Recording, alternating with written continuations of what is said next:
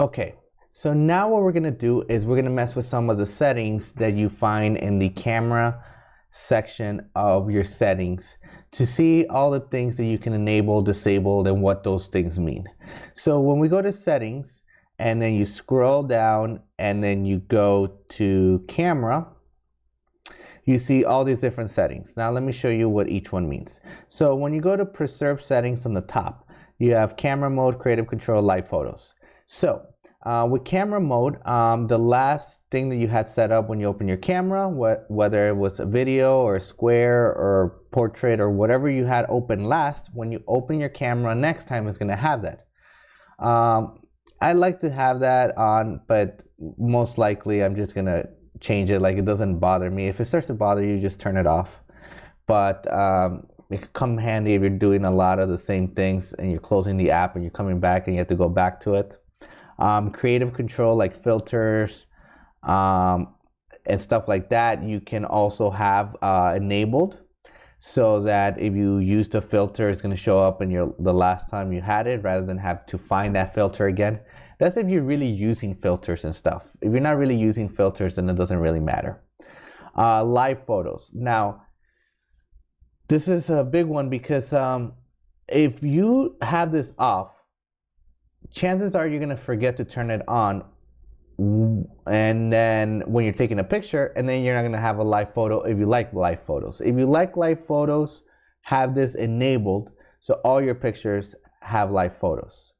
They take up a little bit more space, but those are great images with like a little story to them.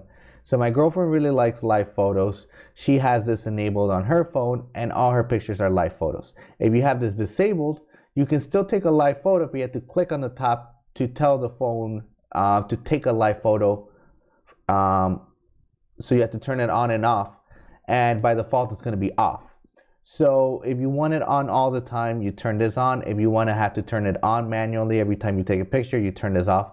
I have it off because I don't really use live photos, but you know, my girlfriend has a blast showing me all the live photos of her brother and the pictures she took of him, and any situation really. She just loves showing me live photos. So I might start doing it too. I don't know. It doesn't really matter, but it doesn't get in the way of your pictures or anything. Okay. So grid is something that if you're going to take your photography to be more professional, you want it to be more professional, you want it on.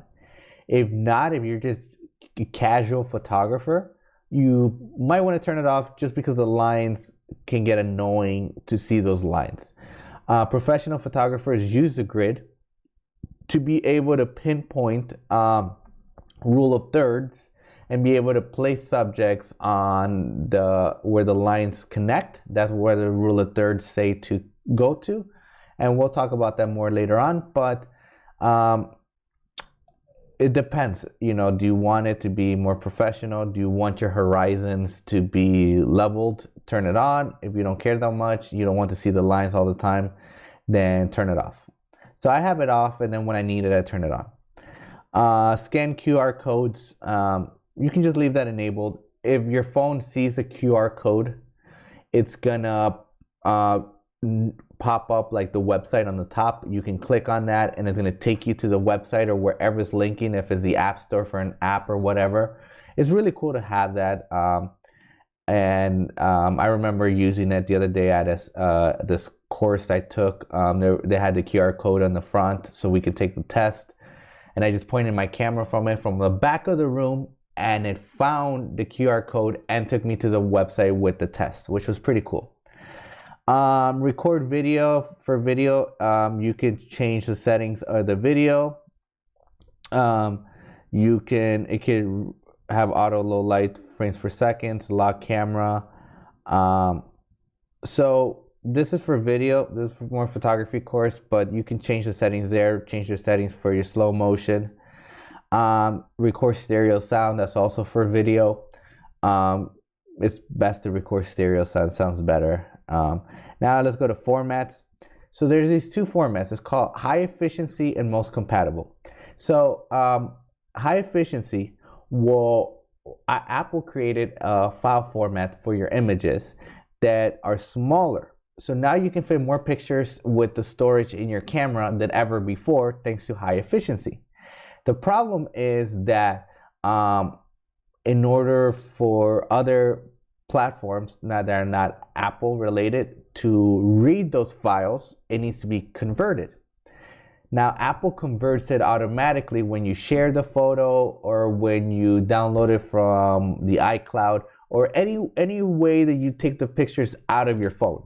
So since it does it automatically and it's going to convert it when it does that, there's no reason not to have high efficiency. If you're somehow getting into your phone's files and dragging them out, most compatible might be the one you need to have enabled in order for your pictures to be in a format that can be read on your computer easily. So, but for the most cases, you're fine with high efficiency. Just use high efficiency. You don't really lose quality or anything like that. Now, Smart HDR or Auto HDR, have just enabled it. You want to be able to shoot HDR. This is the optional one, keep normal photo. Because it has a Smart HDR, you have the option to save the one that wouldn't be HDR also with the HDR photo, but the HDR photo looks the best, so there's no reason to have a crappy image next to a good image. So I never have that enabled, but I might use that in order to show you the difference. So that's it when it comes to those settings. If you go to the photo one, which is above camera, you can see here Siri and search. We talked about Siri to find your pictures. iCloud photos. So when it comes to iCloud, your iPhone has 5 gigabytes of iCloud storage by default. For like $1, you can get 50 gigabytes, and then for $2.99 you can get 250. So you get all this storage, and the great thing is that it will store all your pictures to the cloud, and then it will need internet in order for the high resolution file to be seen. Usually a low resolution is kept on your phone and a high resolution is kept on the cloud. Now, 99% of the time, the data from your phone is strong enough to download the pictures quickly, so you can always look at your pictures. I always have all my images on the cloud. I log in online and look at the images. I'll show you guys how to do that in another lecture. But I like having iCloud. I pay the extra money to have all my pictures and videos on the cloud because I shoot way too much. I shoot so much video, so much photography, and my phone storage will just not be able to hold it all. So having iCloud, paying for the iCloud, gives me enough storage for all my pictures and video. And in case I lose my phone, everything is there. I never lose my pictures. I just pick up another phone, download them, and it's there. So you want to, my recommendation is to sign up for iCloud and store all your images and use optimized iPhone storage. Now, what optimized iPhone storage means is that if your pictures are taking up most of your storage on your phone, not the apps, just the pictures, then it's gonna put them online so you have storage on your phone, and your phone is always showing to have enough space. If you say download and keep originals, it's gonna have it online, but also on your phone. You can see them offline, which you're never offline, and then your phone's gonna be filled up, and then you're gonna run out of space. So optimized iPhone storage is what I keep it on. Now, if you click upload to PhotoStream, then people can, from other devices, they share the same iCloud account. If you have multiple devices, you can see the pictures in the PhotoStream. I don't really use that. You can share albums. I don't really use that. You can summarize photos. So the photo tab shows every photo in your library and all views. You can choose compact, summarize view for collections and years. So in the photos tab, you can see all that like collections, and like it categorizes and makes it like have different ways to find your images, which is cool. So we just leave it on. View Fuel HDR means it shows you the full HDR image at the end.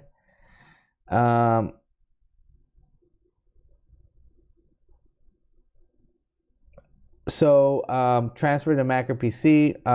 You want it to transfer the compatible format automatic. You just don't mess with that. It's set to automatic. That's what I was talking about before, where it's going to send the JPEGs over. That works. Okay. So those are the settings. I just wanted to show you those real quick to you. And now we're going to move on to the next lection.